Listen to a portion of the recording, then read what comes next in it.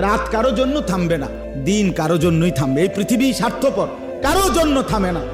কোনো অ্যাক্সিডেন্টে রাস্তার গাড়ি বন্ধ হয় না, সবাই পাশ কাইটা কাইটা চলে যায়, চলেই যায়।